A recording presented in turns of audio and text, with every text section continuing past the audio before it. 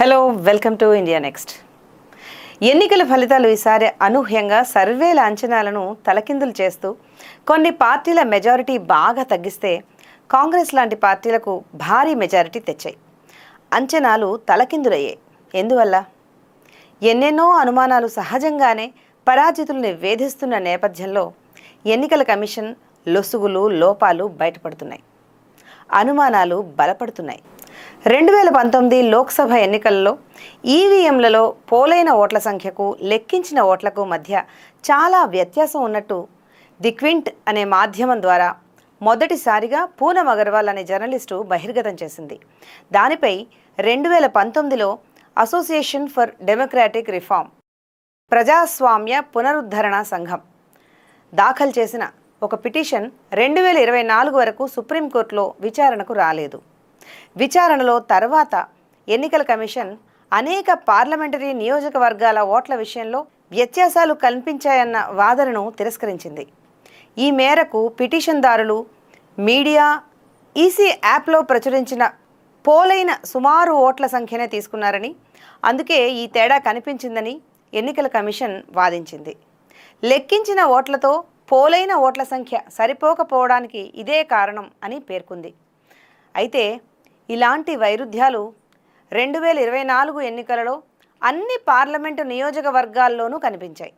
ఈసారి కేరళలో అటింగల్, లక్షద్వీప్, దయుదమన్ వంటి కొన్ని నియోజకవర్గాల్లో తప్ప 543 నియోజకవర్గాలలో పోలైన ఓట్లకు లెక్కించిన ఓట్లకు తేడా బాగా కనిపించింది. 140 పార్లమెంటు నియోజకవర్గాల్లో అయితే ఈవీఎంలలో పోలైన ఓట్ల కంటే లెక్కించిన ఓట్లు చాలా ఎక్కువగా ఉన్నాయి. ఒకచోట ఈ తేడా 2గా ఉంటే, అంటే 2 ఓట్లుగా ఉంటే, మరో చోట 3811 ఓట్లు ఎక్కువగా ఉన్నాయి. అలాగే పోలైన ఓట్ల కంటే లెక్కించిన ఓట్లు తక్కువగా ఉన్న నియోజకవర్గాలు కూడా ఉన్నాయి. ఎలక్షన్ కమిషన్ వెబ్సైట్ జాగ్రత్తగా పరిశీలిస్తే ఈ వైరుధ్యాలు అర్థమవుతాయి. ఇంకో విషయం ఏంటంటే, తొలి 5 దశల పోలింగ్లో పోలైన ఓట్ల శాతాన్ని మాత్రమే ప్రకటించిన ఎన్నికల సంఘం రాజకీయ పార్టీలు, పౌర సంఘాల ఒత్తిడి మేరకు పూర్తిగా ఓట్ల సంఖ్యను ప్రకటించింది. మే 25న విడుదల చేసిన ఒక పత్రికా ప్రకటనలో పోలైన ఓట్ల సంఖ్యలో మార్పులు చేర్పులు కుదరవని స్పష్టం చేసింది. అంతేకాదు, పోస్టల్ బ్యాలెట్ ద్వారా వచ్చిన ఓట్లు డేటాలో చేర్చలేదని కూడా ఎలక్షన్ కమిషన్ స్పష్టం చేయడం గమనార్హం.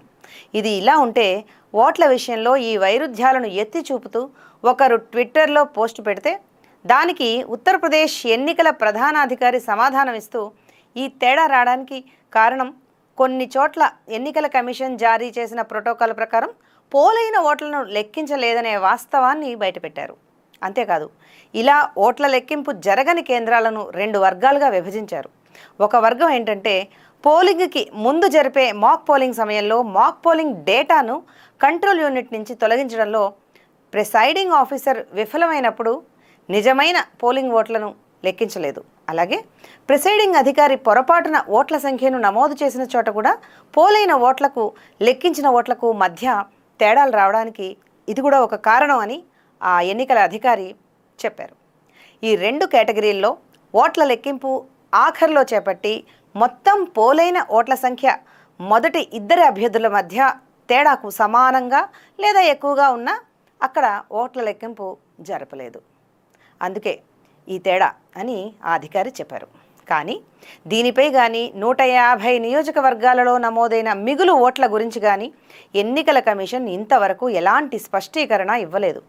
నియోజకవర్గాల వారీగా పరిశీలన జరిపితే ఎన్నెన్నో ప్రశ్నలు ఎన్నికల కమిషన్కు ఎదురవుతాయి. ఇప్పుడు చెప్పండి, ఎన్నికలు ఈ దేశంలో సక్రమంగా జరుగుతున్నాయంటారా? మీ అభిప్రాయాలను కామెంట్స్ రూపంలో తప్పక తెలియజేయండి. Thank you.